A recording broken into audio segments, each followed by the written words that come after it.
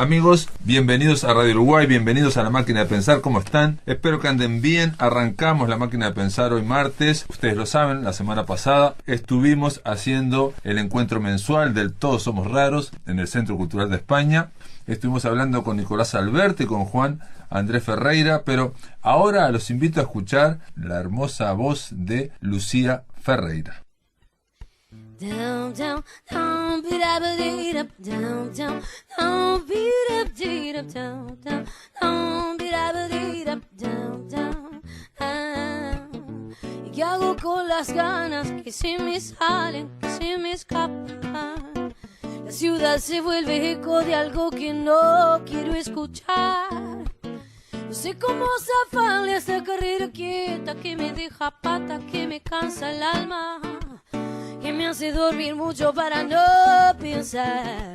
Down, down, down, beat up, down, down, down, beat up, down, down, down, beat up, down, down.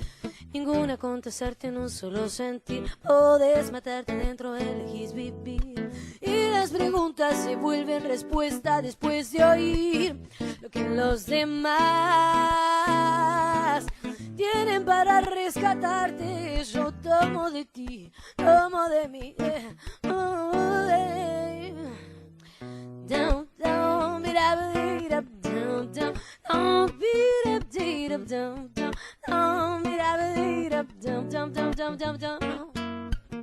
Me cuelgo en mil historias de las que nunca me dejan nada, más que un malestar absurdo que no me sirve para cambiar. No sé cómo zafarle a esa carrera quieta que me deja pata, que me cansa el alma, que me hace dormir mucho para no pensar. Down, down, down, beat up, down, down, down, beat up, down, down, down, beat up, down, down, down, down, down, down, down.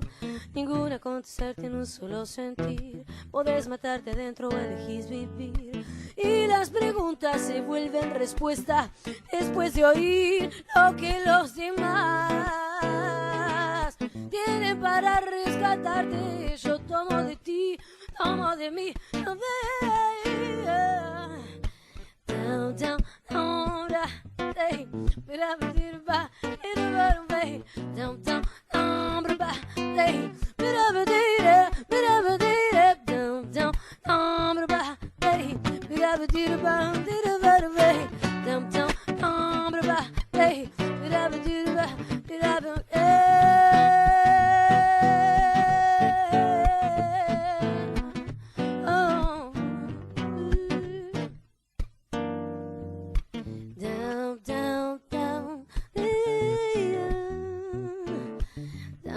down, down, hey,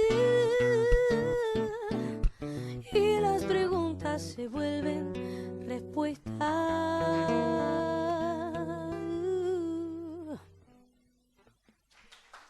Gracias.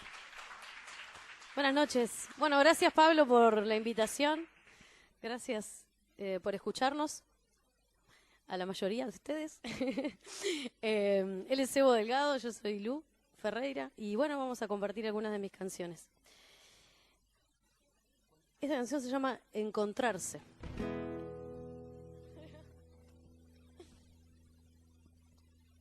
Te qué dolor, acostumbrada a esto de ser y no saber pa' qué estoy.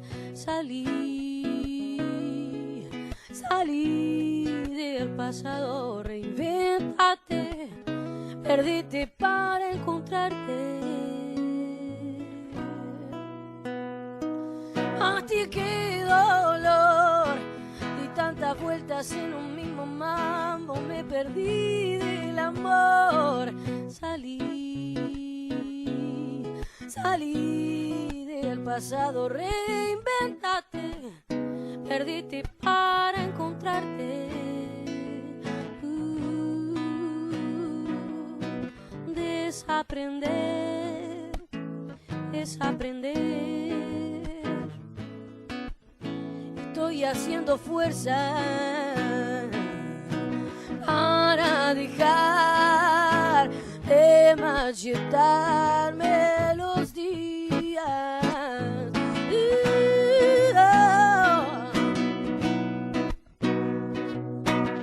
Hoy me han hecho despertar ciertas cosas. Me cansé de distanciarme ya de mí. Tiene que existir un momento en el que se agotan todas las excusas.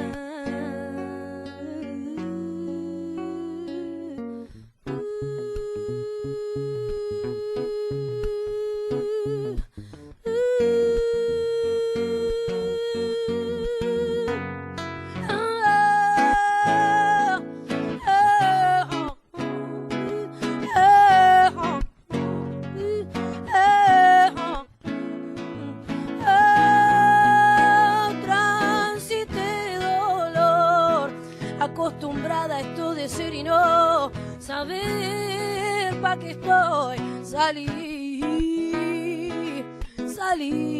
del pasado, reinventate, perdete para encontrarte, perdete para encontrarte, perderse para encontrar.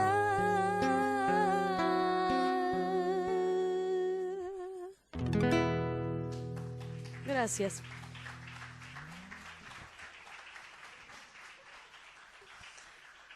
Vamos a hacer un tema que se llama Aprender a Aprender.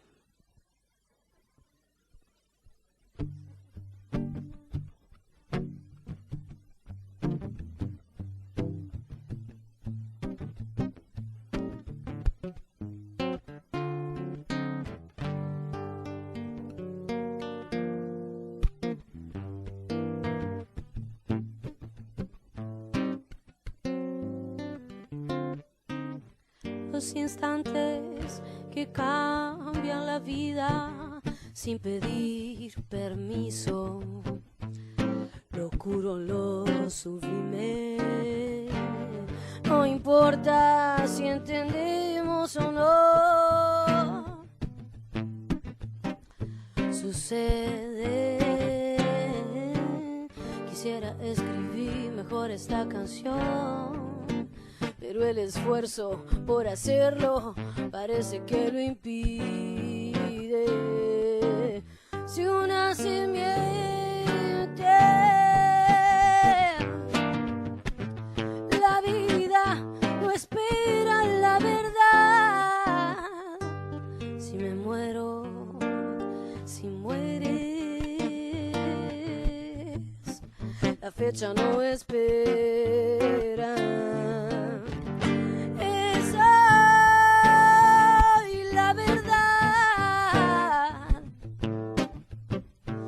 Soy la vida entera, la pena de mí misma no me deja libre, el miedo me reduce, las dudas me limitan, el amor es todo, quiero que me envuelva, que vuelva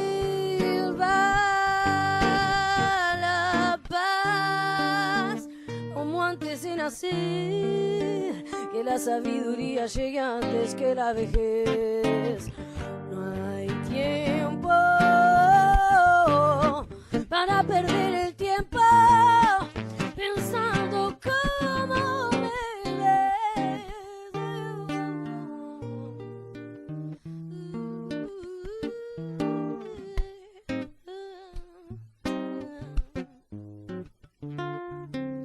el amor es todo, quiero que me envuelva, que vuelva la paz, como antes de nacer, que la sabiduría llegue antes que la vejez. No hay tiempo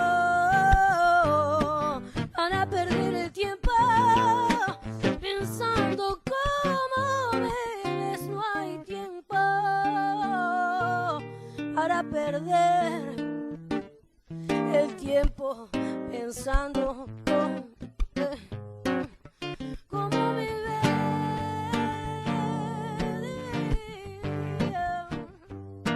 No hay más tiempo para perder el tiempo pensando cómo te ven. Gracias. ¿Será que podemos tocar más acá? Así nos ven un poco más. ¿Te parece? Bueno, vamos a hacer esta última canción. Gracias por la invitación.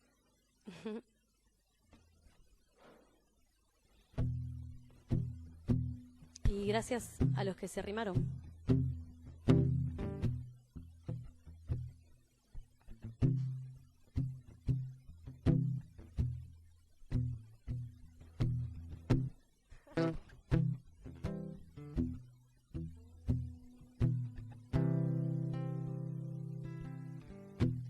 El regalo más difícil,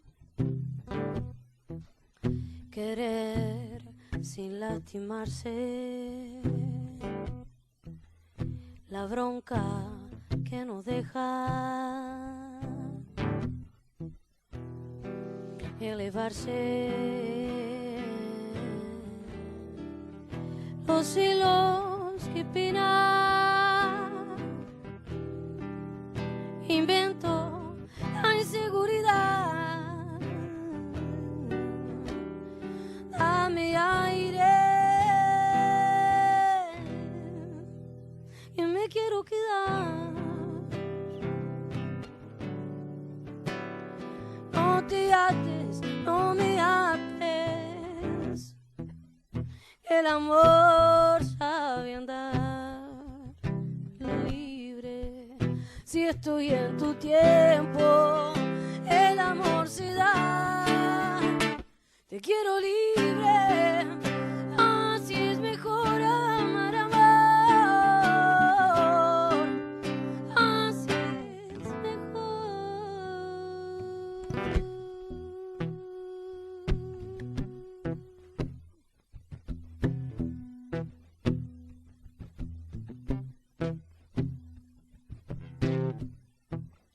Ligera de cadenas, nadie tiene la culpa. Quiero que entiendas, nena, el amor sabe andar, pero nos enseñaron lo más fácil, boicotear. No te ates, no me ates, el amor sabe andar. Amigos, en este segundo bloque sí vamos a la charla con Nicolás Alberte y Juan Andrés Ferreira. Vamos a hablar de macronovelas, lo definimos. El mes pasado estábamos hablando de microficción. Y voy a presentar, a mi derecha está Juan Andrés Ferreira. El año pasado editó este libro que es muy grande, que se llama Mil de Fiebre, editado por Random House. Y es su primera novela. Es importante esto porque él arrancó con 700 páginas casi. Trabaja en periodismo desde el año 99 y actualmente trabaja en la parte de, como periodista cultural, en Búsqueda. Nicolás Alberte, a mi izquierda, ha publicado 5 libros de poesía y esta es su segunda novela. La primera se llamó Ópera Prima y esta se llama Te odio eternidad y fue publicada por Planeta Editorial. La propuesta, o íbamos a arrancar, es tratar de hablar del arte y de escribir novelas largas. ¿Por qué? No es habitual en la industria editorial uruguaya que se arriesguen a novelas largas. En el caso de Mil de Fiebre, son dos personajes que son los dos de Salto, pero uno vive en Montevideo, otro en Salto. Son dos personajes muy disímiles, pero los dos están en grave... Bueno, cuando arranca la novela, uno sí está en grave crisis con internaciones y con una serie de cosas, es periodista deportivo, y el otro es una especie de bloguero, es un tipo que escribe en blog, que escribe muchísimo y que es mantenido por su madre y vive, no quiere trabajar en ningún lado, quiere dedicarse a ser un gran escritor y sigue a un escritor de culto. Pasan 1853 cosas y ellos vamos a ver cómo van a ir evolucionando. No voy a decir que van evolucionando para bien, pero bueno, van a ir evolucionando. Esto transcurre íntegramente en Uruguay y Te odio eternidad transcurre en el mundo, ¿no? O sea, prácticamente no hay un enlace con Uruguay. Estamos ante un grupo de artistas conceptuales, que se reúnen para hacer un megaproyecto. La idea es hacer el Museo del Accidente. La idea que tomó Nicolás Alberte para hacer esta novela está basada en una idea postulada por un filósofo francés, Paul Virilio, en torno a una... Le digo la idea, digamos, básicamente, desde que empezó la agricultura hasta ahora, básicamente, las catástrofes naturales mataban más gente que los grandes accidentes. Las catástrofes naturales mataban más gente hasta que en los 90, por primera vez en esa década, en los 90, empezó a morir más gente en accidentes que por catástrofes naturales. Eso hablaba de una aceleración, del progreso. Entonces, Paul Virilio postuló la idea de hacer un museo del accidente, de los grandes accidentes, ¿no? O sea, aquí se habla mucho de Chernobyl, por ejemplo, pero hay grandes accidentes de trenes, en fin, y lo que planteaba Paul Virilio era hacer un museo del accidente para que la gente viera hacia dónde vamos, ¿no? Hacia dónde va el progreso y el desarrollo indiscriminado del capitalismo y del progreso científico. Esas serían las dos grandes líneas de dos novelas que, como ven, no tienen nada que ver. El único link, enlace con Uruguay en Odio y Eternidad, es que uno de los artistas está vinculado porque tiene una madre que fue uruguaya. No, él nació en Uruguay.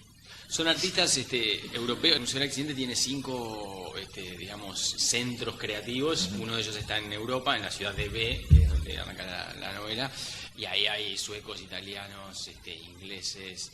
Y en ese Dream Team, en ese equipo que van a conformar para hacer un megaproyecto, que obviamente no es solamente de arte visual, no solamente tiene que ver con el Museo del Accidente, no solamente tiene que ver con esta idea filosófica, sino también con ganar plata, ¿no? Tiene que ver con el turismo, generar algo, ¿no? Un mega evento. Bueno, el Museo del Accidente obviamente es un proyecto carísimo, que implica una cantidad de capitales como cualquier proyecto de este tipo.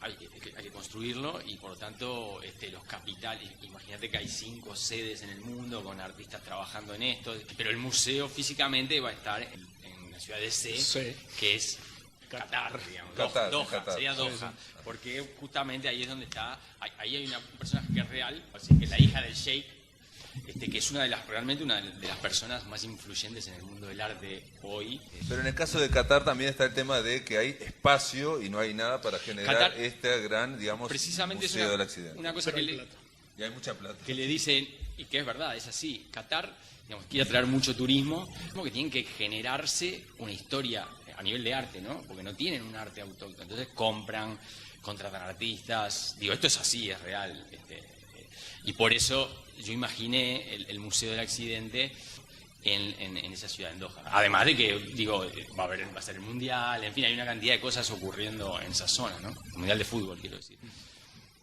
Muy bien, digamos, está planteada las dos propuestas. La de Mil de Fiebre podemos seguir hablando, si querés, digamos, de las propuestas en cuanto a estos dos personajes que, presionados, la necesidad de rendir o de estar a un nivel, sobre todo el periodista deportivo, digamos, ¿no? Y entonces para eso toma alicamentos, cosas que yo no sabía que eran alimentos que están vinculados con medicamentos, ¿no? Sí. O sea, dietas, o sea, todo el tema de la dieta, y a la vez esta gente tiene muchas adicciones. Juan Andrés Ferreira hace un listado de fármacos cada tanto, porque van combinando, ¿no? Digamos, los que suben con los que bajan, y bueno, me dijiste que algunos los inventaste, pero son listados enormes. Sí, pero la inmensa mayoría de los fármacos son inventados, los compuestos, los principios activos también son inventados. Pero los efectos secundarios también. Porque también hay una mezcla, ellos juegan con los efectos secundarios, que tal cosa, y todo, están constantemente... Ahí hay una mezcla, sí, de efectos secundarios que realmente ocurren y otros que son inventados. Sí. Vamos a hablar del arte, le pregunto a los dos ya, si quieren arrancan cualquiera de los dos, el arte de escribir novelas largas. ¿Es necesaria la investigación? ¿Cómo se lo plantearon ustedes? En mi caso sí, porque yo... yo no soy un experto en arte, ni mucho menos, soy bastante ignorante, pero cuando se me ocurrió esto, me tuve que poner a investigar. Se dio además una cuestión, paralelamente yo me fui a vivir a Barcelona y me di cuenta que era un ignorante, muy horrible, o sea, una persona que no sabía nada de arte. entonces empecé a ir a museos y a leer libros y esta novela tiene mucho de eso, de ese periplo, digamos, de enamoramiento en cierta manera de ese universo. Si la lee quizás un experto se dará cuenta de las falencias. Para nosotros no nos dimos cuenta. Pero para una persona normal pasa. No, yo no me di cuenta, pero realmente porque, digamos, en Te doy eternidad, lo que es, digamos, el centro, este Museo del Accidente, este argumento que acabo de decir, es, digamos, el argumento, lo que va tirando la narrativa, pero en realidad hay un gran cuestionamiento o pregunta de lo que es el arte en el siglo XXI, ¿no? O sea, los vínculos del arte con los grandes capitales, digamos, ¿no? Y cómo eso hace que los grandes artistas tengan que ser grandes publicistas, grandes autopromotores y que ya están a un nivel, digamos, de pensar la obra de arte cuando es muy ambiciosa con vincularla con el turismo, por ejemplo. Sí, bueno, es el estado del arte a partir del siglo XIX en donde no hay referente, no hay un sentido y el sentido es la misma obra, ¿no? A la literatura también le pasa lo mismo, o sea, y a partir de las vanguardias mucho más, es decir, la obra se vuelve autorreferencial porque no hay nada a lo que referirse, ¿no? O sea, la obra es la obra. En ese sentido, los dos artistas que aparecen acá, que aparecen realmente, que son Jeff Koons y Damien Hirst, son expertos en eso. O sea, la obra, digamos, el epítome de eso es esa calavera forrada en diamantes, que tiene un valor que no está calculado, digamos, es invalorable. En el caso de Damien Hirst, por ejemplo, es un artista que él es un artista, genera y proyectos, pero él no toca la escultura, la hacen otros, por ejemplo, ¿no? O sea, sí, bueno, ambos tienen talleres de mucha gente. Tienen como empresas prácticamente donde trabajan y él planteó una calavera hecha con diamantes. Y esa calavera, bueno, solamente no es hecha, es una calavera forrada de diamantes. Claro. O sea, el costo de los diamantes ya sería... Creo que eran como 3 millones y medio de dólares. No, yo creo que mucho más. Pero después eso... y además está la obra. Lo que está en juego ahí es el valor de la obra. Es decir, no está el costo de los diamantes, pero después el trabajo, la idea, vamos a llamarle la idea, ¿no? Y bueno, juega con todo eso. Yo tengo una pregunta justo para Nicolás, porque justamente uno a veces tiene la idea de que escribir una novela es sentarse y escribir, pero hay una parte muy grande de investigación. Entonces, yo quería saber cómo fue tu trabajo de investigación, porque vos tenías una idea cuando viste lo de Virilio y dijiste, me copa lo del Museo del Accidente y cómo sería, te pusiste a proyectar, incluso tengo entendido que dibujaste, hiciste planos, bueno, y a partir de ahí, ¿cómo fue que planificaste la novela? Y ahí, o sea, a lo que voy es que cuando vas escribiendo te va generando problemas. Sí. ¿Cómo solucionaste esos problemas? Lo que pasa es que yo hice toda esa tarea previamente, ¿no? A mí lo que me gustaba, y me parece que en ese sentido, para mí son novelas que si bien no tienen nada que ver en su temática, son muy similares en la confianza que está puesta en la ficción, es decir, en el disfrute de ficcionar, ¿no? De hacer algo, de crear un mundo donde no había nada. Claro, exacto, de hacer algo.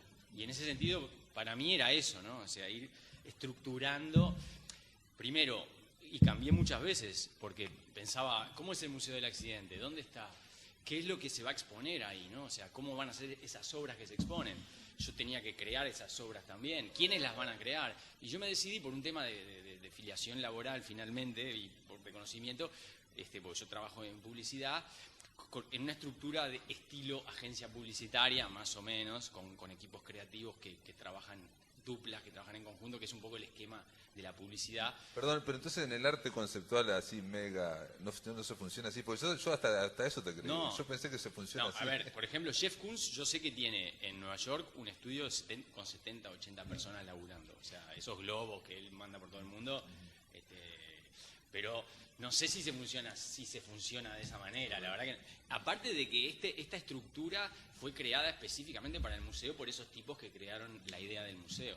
Y en ese sentido, claro, yo tuve que estructurar todo eso. El edificio, para mí fue un desafío. Esta cosa que es como el reclamo del museo, que es el voladizo más grande del mundo, que es una estructura como que se te viene encima, cuando te parás adelante con un meteorito así, y la punta es un vértice, que si vos te parás abajo, es casi que se te va a caer en la cabeza, porque es un voladizo muy, muy, muy importante.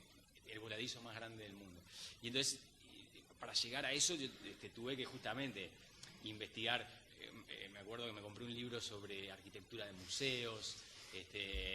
Estuve viendo ¿Y lo de Chernobyl? Y lo de Chernobyl también fue... A mí es una demencia. Fue la mastaba de Chernobyl para mí estaría buenísima que alguien la hiciera, realmente, porque voy a hacer un spoiler así, pero sí, es una de las obras fundamentales del museo. Virilio calculó, o no sé, está en un libro de Virilio, que se hizo un proyecto para tapar el reactor de Chernobyl, el accidentado, creo que es el 2 o el 3. Era el 2 o el 3, ahora no me acuerdo. Con hormigón armado. Hicieron un cofre con hormigón armado. Claro, pero la idea era taparlo y entonces calcularon la cantidad, el volumen de metros cúbicos de hormigón que se necesitaban para hacer eso, y le hacía un cálculo. Y la idea de lo que se hace en el museo es que con eso se construye una mastaba, es decir, como una pirámide en el medio del desierto de Qatar. Y esa pirámide es una pirámide tipo la de Keops, o sea, con todo ese hormigón, pero uno baja ahí. Bueno, y no voy a contar más, pero se puede bajar, porque aparte ellos dicen eso. Está todo bien con la pirámide, es interesante ver esa pirámide que se vea desde el espacio, pero ¿qué pasa dentro de la pirámide, no? ¿Y ¿Cuál es la experiencia? ¿Cuál es la experiencia? Justamente de eso se trata. Y para eso, claro, hay mucho proyecto de estructurar, de cosas que tuve que ir. En las dos novelas hay mucho, digamos, también como catálogos o enumeraciones también, ¿no? Sí. Hay de mucha información. Y a mí me da la impresión, digamos, si tuviera que decir en realidad no, esto voy a decir porque, no sé, lo voy a decir, no tiene nada que ver, pero podría ser, un titular sería, este momento del capitalismo en el mundo del siglo XXI, cruzado por tecnologías y con un consumo hiper sofisticado y con una globalización que hace que uno tenga acceso a miles de bueno, en un caso es aplicado a Uruguay, en otro caso es aplicado al arte en el mundo, digamos. Pero la cabeza o la mentalidad en los dos casos, aunque sea Uruguay un país más subdesarrollado y ellos estén donde hay mucho dinero en los países desarrollados, siempre esos perfiles psicológicos son de gente que está como en la última en muchas cosas. ¿Tiene algo que ver o es un bolazo lo que estoy diciendo? Para mí yo coincido, pero para mí lo importante es, vuelvo al principio, ponerse a escribir un libro como ese, de ese tamaño, porque también te lo pregunto, pero vos en tu cabeza estaba un libro de ese tamaño, o fue creciendo, pero justamente lo que nos pasó, por lo que comentábamos los dos, es que cuando llegás con este libro a las editoriales y no existí, porque si va a Vargas Llosa se lo compra enseguida, pero claro, los escritores que no son conocidos, claro, es una apuesta que no tiene un sentido capitalista, es decir, que no está pensada en términos de yo voy con esto, lo voy a vender, lo van a leer alguien. De hecho, esta novela, digamos... ¿Cuánto tiempo pasó en los editoriales, por ejemplo? No mucho porque tuve suerte, pero acá en Uruguay... Lo mandaste a España, me dijiste. Claro, yo lo mandé a Planeta de España y fue de ahí que me contactaron y me dijeron que lo iban a editar acá, pero lo que sí hablé con gente de acá y me decían, ni me la traigas. Claro. Y en el caso tuyo, Juan Andrés, ¿cuánto tiempo te llevó a escribirla y cuánto tiempo anduvo en la vuelta? A mí escribirla me llevó 4 años y 4 años más pasaron... con la novela dando vueltas por las editoriales de aquí, sí. ¿No? Sí. Era un poco más larga también. Era más larga todavía. Claro, entonces... ¿Tenía dibujos? También sí, tenía dibujos, señor. La de él tiene fotos. Las conservó conservó las fotos. Y sí, yo hice un recorte importante, recorté muchísimo y... Un 20% por lo menos. Sí, yo soy un penal con los porcentajes, no tengo mucha idea. Pero... ¿Y cómo fue vivir esos 4 años, digamos, de editorial en editorial? Una tortura horrible, o sea. ¿Y vos creías que te había terminado la novela y, digamos, cuando al final llegó a una editorial, ahí empezaron a bajarla, digamos? A mí lo que pasaba es que me decían que les gustaba la novela, pero que era imposible publicarla, o me decían, está buenísima, pero... No podemos, es carísimo. Entonces yo pensaba que en realidad tal vez ya no me estaban diciendo la verdad y que la novela era malísima y claro, que probablemente... La típica paranoia del escritor. Y entonces me fui olvidando del tema y yo, de hecho yo me había olvidado del tema y estaba convencido que la novela no se iba a publicar. Y al final salió de la mejor manera posible, creo, pero Te pasó un tiempo. Te ibas a ir a un monasterio zen y no sé si Sí. tenía que ver eso que ya habías olvidado o habías, era tanto el desapego de la novela que ya habías, ¿no? Sí. Pero hay un detalle que quiero decir de esta novela que es para ser la primera de un escritor que no había publicado, es que en menos de un año se ha agotado y que va a haber una segunda edición Sí, ahora sí. a fines del mes que viene, ¿no? Entonces eso habla de algo que también es un poco, en la previa era poco previsible, Sí. ¿no? Sí, pero eso lo hablábamos la otra vez en el programa, ¿no? Que también uno a veces tiene la idea de que una novela, un libro llega porque el escritor escribió, se lo mandó al editor y el editor lo transformó en esto. Pero hay una cantidad de pasos en el medio que se tienen que dar para que justamente ese trabajo, ese manuscrito llegue a ser un libro. Y esos pasos involucran decisiones de personas que son ajenas incluso al escritor, al autor. Entonces, en ese sentido, al menos para mí fue como una buena lección medicina para mi soberbia, ¿no? Porque la novela, ¿por qué se tenía que publicar? ¿Solo porque la había escrito yo y porque me había llevado 4 años? El lector ni se entera de eso. El lector lo que recibe es una obra, el autor está muerto cuando recibe. Entonces, creo que fue medicina para la Sí, soberbia. medicinal, por lo menos para tu ego lo destrozó, por lo menos en el proceso. Sí. En el caso de Nicolás Alberto, no, el ego de él quedó, ¿no? Yo tengo un ego enorme. ¿no? Bueno, Yo pero sí lo tengo. ¿y cómo fue Juan Andrés? Digo, porque en el caso de él hizo todo un diseño, hasta lo de diseño. Un detalle importante con Te odio eternidad es que ganó la beca FEFCA, que da el Sí. Ministerio de Educación y Cultura.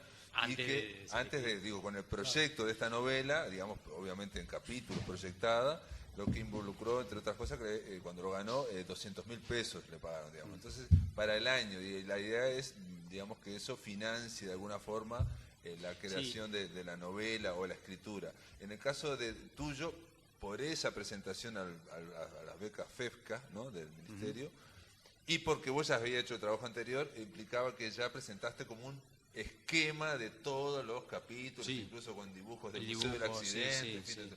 Y en el caso de tuyo, Juan Andrés, ¿cómo hiciste para escribirla? ¿Y generaste un esquema similar? Porque acá, en otro momento, yo se lo decía ayer a Nicolás, también podría hacer esa novela tuya como 2 novelas. Sí. O sea, alguien podría dividirla y hacer 2 novelas, muy buenas novelas, de 2 personajes que no se tocan. Que Claro. son los 2 de Salto, en fin, Sí. y que viven en el mismo lugar, pero que no se conocen. Sí, yo, al menos a mí me funciona mucho el tema de la planificación. O sea, yo creo, como hay un director de cine que me gusta mucho, se llama Carlos Reigadas, que él dice que mientras más planificás, mejor improvisás. Y en mi caso funciona bastante así. O sea, yo tenía muy planificado todo, iba armando, delineando por dónde iban los capítulos, lo que podía pasar con los personajes, y aún así la improvisación aparecía. Pero sí, hubo... Improvisación le llamás a que ocurran cosas que no están previstas. que o no el están previstas y personaje que haga- ni siquiera deseo que suceda. Continuamos con el Todos Somos Raros en torno a las macronovelas. No, quería leer algo de Te odio eternidad simplemente para que vean, digamos, parte del tono, porque en el caso de Te odio eternidad está atravesada no solo por esa idea, esa ensayística del Museo del Accidente, está atravesada por muchas referencias, por muchas citas, aparece Eduardo Milán ahí, aparece mucha gente. De pie, me pongo Y en de un pie. momento se dice en uno de los capítulos, he tomado el pulso a nuestro arte moderno y sé que morirá. Saber esto no me llena de tristeza, sino de alegría. El carácter monumental de nuestro arte desaparecerá. Nos desprenderemos de ese aferrarse y anclarse al pasado, de la preocupación egoísta por la permanencia y la inmortalidad a toda costa.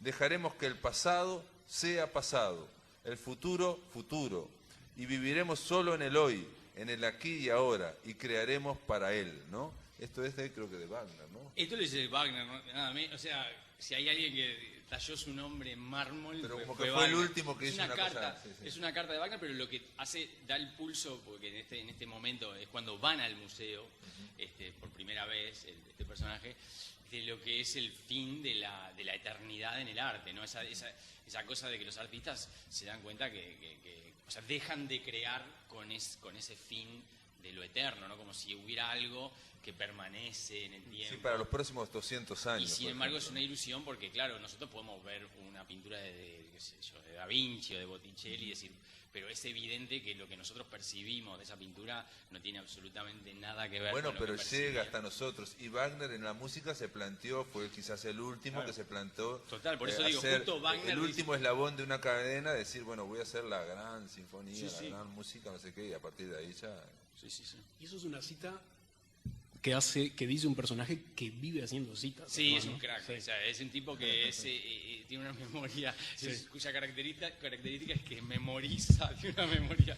Que Y tiene la cita precisa para... Este personaje, Shazzy, que se llama Shazzy, es un ser inglés, se llama Shazzy, en realidad es un personaje que existe, que se llama Saatchi, que es un publicista, y fue un publicista y es uno de los marchantes de arte más importantes del mundo. Son dos hermanos, y este es uno de los promotores de, por ejemplo, la generación de Damien Hirst y de toda esa gente. Claro. No, estoy pensando en el arte, digo, una vez, yo siempre comento esto, que en Londres había una exposición de David Hockney y estaba también Damien Hirst. Y entonces él, David Hockney, puso en su catálogo, todas las obras que van a ver fueron hechas por el artista. ¿No? Para diferenciarse del otro, porque el otro ya no hace. En otro momento se menciona a Jung y Jung dice que para la mente primitiva la sincronicidad es un hecho evidente en sí mismo y en consecuencia para esa mente no hay azar, ningún accidente, ninguna enfermedad, ninguna muerte fortuita o atribuible a causas naturales. Todo se debe de alguna forma a la influencia mágica. El accidente, el azar, la contingencia es un fenómeno creado, digamos, de la mente racional, porque como es evidente no podemos comprender el modo en que opera lo inexplicable. Buscamos las causas, pero sabiendo de antemano que no es posible entender por qué un hombre que perdió el tren se salvó de morir con sus compañeros de equipo, o por qué un pequeño retraso de un segundo por una banalidad hace que dos autos se encuentren en un cruce de caminos, o por qué una madre subraya en diferentes momentos de su vida un texto que es un mensaje claro, casi una orden para su hijo. Todo conforme a un plan. Hay un plan, Kobler, y ahí se preguntas, siguen hablando. Sí. Digamos, ¿no? Pero creo que esto también es fundamental, ese texto, ¿no? Sí, la sincronicidad juega mucho ahí, el libro ese de Jung. Pero la crítica a esa mente racional, Claro. digamos, o sea, cuando hablamos del arte que está, digamos, en el siglo XX ya en crisis, esa idea de monumental ya está en crisis, está también en crisis la propia racionalidad. Claro, pero creo que es Heráclito que decía, pensás. espera lo inesperado, porque si no, cuando llegue, es tan maravilloso e indescifrable que no lo verás. Entonces es esta cosa, esperar lo inesperado, ¿no? Si no estás esperando, que es obviamente una paradoja, ¿no? Pero hay un personaje ahí que se vuelve un poco loco y con esta cuestión de los accidentes, del presente, el futuro y el pasado, ¿no? De los tiempos. Pero bueno. Y hablando de personajes, ¿cómo fue que fuiste creando, modificando los personajes? ¿Cómo elegiste los nombres, por ejemplo, que son muy particulares? Y no sé, me imagino que en el proceso fueron cambiando los nombres, los leías en voz alta, te escribías las propias, porque incluso aparecen las biografías de algunos. Vos Sí, esto sí. lo... Claro, y de hecho, la verdad es que en realidad el que termina siendo el protagonista de la novela, no lo ibas. Juan Kobler, que es el No era uruguayo, no era él el protagonista, era el otro, Tom Tenise Bor, que es Claro, sí. sueco. Pero claro, Tom Tenise Bor en Suecia es un nombre de como claro. llamarte Juan. ¿Y cómo ibas buscando esos nombres? O A sea, mí, que- y me parece que a vos te pasará lo mismo, porque los nombres de Mil de Fiebre también son... Son digamos, impresionantes, los nombres de los dos. tiene el nombre, por lo menos yo lo hago así, o sea, bien vengo ahí y me va sonando y es como una música, de repente termina de cuajar y luego investigo un poco si tiene algún, tiene claro, algún sentido, claro. ¿no? O sea, que no poner que un sueco se llama de una manera que quiere decir besame el culo, no sé, o sea, que no sea una cosa Y en el caso ridícula. tuyo, Juan Andrés, porque vos, por ejemplo, hay un personaje que se llama Exigido, de Sí. apellido. El apellido Exigido. ¿Existe ese apellido? Acá hasta donde sé, ¿no? López está- Alfajor, Claro, Alfajor es López Alfajor No, tampoco. López Alfajor era más raro, ¿no? Pero Exigido parecía que sí, que existía. Sí, digamos, ¿no? sí. Y aparte ese hombre, digamos que es un periodista salteño, veterano, digamos ya, digamos, con experiencia de lo que es Salto, en fin, se larga unas frases muy sorprendentes, unos discursos muy sorprendentes, que como muy sabios, digamos, ¿no? Digamos, descubriendo lo que es Salto y cómo la gente, digamos, miente para estar ¿no? Para no chocar, digamos, en la cortita, ¿no? Porque Sí. se pasa eso, ¿no? En los pueblos interiores. Sí, no, bueno, respondiendo a la pregunta, hasta donde sé, Exigido no es un apellido, pero me sonó a apellido, sonó que podía funcionar. Y es una estupidez como apareció ese apellido, porque yo juego al fútbol y eso, pero no consumo fútbol. No tengo ni idea de fútbol, quién está primero, segundo, nada. Y como el protagonista, uno de los protagonistas es periodista deportivo, lo que me puse a hacer fue escuchar programas deportivos y mientras escribía siempre tenía un programa deportivo o ponía en YouTube cosas. Y de repente escucho que alguien en un relato de un partido de fútbol dice y devuelve la pelota Exigido. Y dije, Te pensaste que era un apellido. está buenísimo de apellido. Y no, era que devolvía la pelota Exigido. Claro, era Exigido. Claro. Y funcionó. Pero aparte, el personaje que es un viejo lobo de mar, ¿no? O sea, Sí, que sí, se la sí. sabe todo. El clásico que hay en todos los ambientes de trabajo. Ese exacto, tipo sí. que laburó 40 años, ya sabe toda, fue, volvió. Sí, sí. Y que se llama Exigido, Exigido. ¿no? Sí, sí, sí. Es buenísimo. No, Después pero la hay doctora se llama muchos. Placeto. Hay una doctora Ah, el que se llama Placeto, sí, Placeto.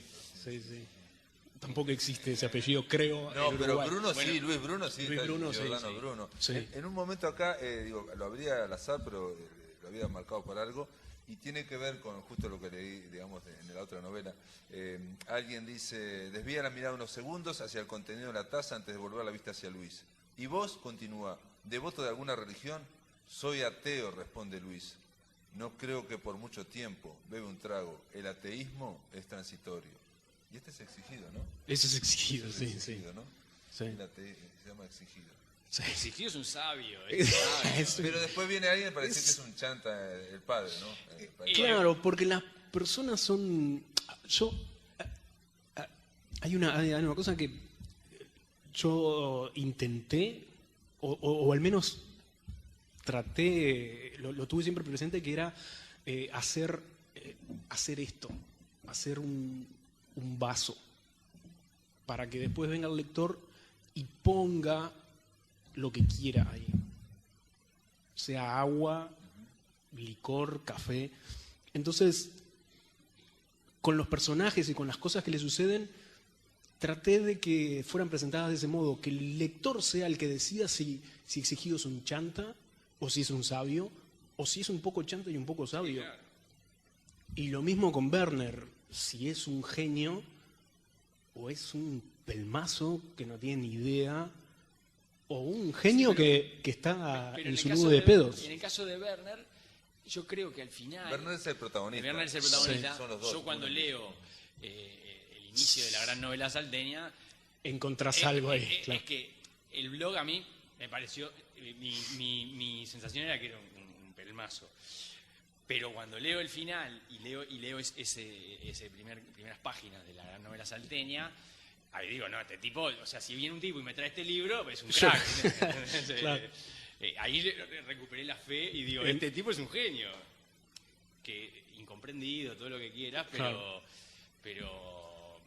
Digo, en esta novela hay mucho humor también, que no la hay tanto en Teoría de Eternidad, ¿no? Hay muy humor porque también hay una cuestión un poco paródica, o por lo menos yo la vi un poco paródica, digamos, de estos dos personajes que están sometidos a un estrés, de ellos mismos se someten a un estrés espectacular por tratar de llegar a un nivel, de ocupar un rol, ocupar un, aunque te plantees yo quiero ser un escritor espectacular y no sé qué, quiero escribir 200 novelas, porque el otro escritor siempre está, Werner siempre está haciendo proyectos de cuentos, de novelas, de ensayo, de entrevistas, de crónica, va diciendo todo eso, y va generando como esquemas, ¿no? O sea, no sabemos si está loco o no, vive escribiendo. Y, digamos, quieren llegar a un nivel, pero no llegan al nivel de sus expectativas, o lo que ellos creen que son las expectativas, y empiezan a derrapar. Digamos, mal, digamos, o con adicciones al porno, o a las anfetaminas, o lo que fuere, digamos, ¿no? O a comer papas fritas con no sé cuánto, y con grasa, y no sé qué, no sé cuánto, y dulce de leche, con no sé qué, ¿no? Van como entrando y cayendo, y ahí también está el tema del sudor, de la transpiración, no sé, hay como chistes no, pero hay como un humor, ¿no? Sí. ¿Es involuntario o no? Bueno, después seguramente algo de humor involuntario debe haber, pero a mí me pasaba lo siguiente, que una vez entrevisté a Roberto Suárez y me dijo una cosa impresionante, que me hablaba de un personaje que tenía de una obra que se llamaba Bienvenido a casa, y me explicó que a ese personaje, yo le decía, ¿cómo lo hiciste? Tiene características muy particulares, era un personaje realmente amoroso y divertido, pero muy oscuro. Y él me dice, lo que pasa es que lo rodeé de humor. Si vos al personaje primero lo presentás con humor, es más fácil que el espectador, en este caso creo que el lector, empatice con él, es más fácil acompañarlo después, ir con él a lugares insospechados. Y entonces eso creo que fue algo que estuvo muy presente durante la escritura. El humor acompañando a los personajes, haciéndolos cercanos, aunque sea a través de eso, aunque sean personajes en algunos casos que pueden ser detestables. Bueno, la última pregunta, el tema del diálogo. Las dos novelas tienen, digamos, son propuestas totalmente distintas, pero tienen mucho diálogo. Hay mucho diálogo. ¿Eso lo hiciste por alguna razón? ¿Pensaste que es una forma de agilitar una novela que va a ser muy grande? O sea, la pregunta para los dos. Sí, o sea, a mí en general para comunicar determinadas cosas se me hace más sencillo para el lector que se haga en un diálogo, ¿no? O sea, en ese sentido, me parece que hace avanzar la historia y en general trato de combinarla. Si hay una cosa de demasiado densa, puede darle un afloje para que el lector no se agobie, ¿no? Igual, sí. Hay situaciones. A veces uno puede describir un personaje poniendo que tiene el pelo largo y panza y no sé qué. Sí, hay muchas descripciones del personaje, ¿no? Sí, pero también podés describir al personaje solamente por cómo habla, solamente por las palabras que usa, las pausas que hace, o si se mete el dedo en la nariz cada vez que dice una palabra determinada. Entonces, con los diálogos me pasó un poco eso, que era en función de lo que realmente servía a la historia. A veces servía a la historia en el sentido de dar, para mí, en el caso de Mil de Fiebre, de dar sensaciones. No necesariamente también información, digamos, sensaciones de incomodidad, de agobio, en fin, de incomprensión absoluta. En los diálogos. ¿No? Los diálogos. Sí.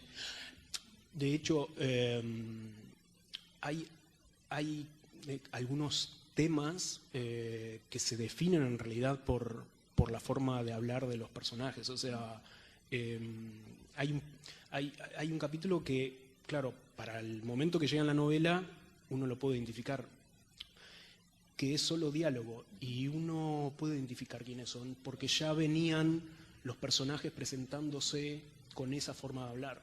Es que hay una cosa que dice Cormac McCarthy que a mí siempre me pareció, bueno, que trato que es, si yo necesito explicar en un diálogo que este dijo tal cosa, este otro dijo tal otra, es que fracasé como escritor. Claro, sí, de acuerdo. Y no siempre los diálogos tienen como función dar información. Me parece que en el caso de Te odio de eternidad sí tiene más función informativa, pero porque hay mucha información Mucha que dar, información, hay mucha teoría, hay muchas, digamos, ideas, hay muchos conceptos, Sí, mucho debate. mucho debate. Y hay de debate, ideas, exacto, sí. no en el caso de Mil de Fiebre. Para terminar, yo quería leer algún fragmento también de Exigido, vamos a leer a Exigido, que es un personaje chico, pero bueno, acá apareció varias veces, y donde él dice, termina diciendo, no sé, soy de los que creen que el budismo es la religión del futuro, no es teísta, no es dogmática, parece recitar de memoria, no te pide que creas, sino que experimentes por tu cuenta. Y lo que me encanta, vincula de una forma gloriosa la naturaleza, la ciencia y la espiritualidad. Einstein decía algo así como que es la más científica de las religiones. Y puede ser, pero se toca la barbilla con calma. A ver, hay un haiku bastante conocido que dice, donde haya hombres, habrá moscas y habrá budas también. Nicolás, Alberto, Juan Andrés Ferreira, gracias por estar acá. Gracias a todos. Gracias a ustedes. El mes que viene seguiremos probando que todos somos raros. Muchas gracias. Muchas Muchas gracias. gracias.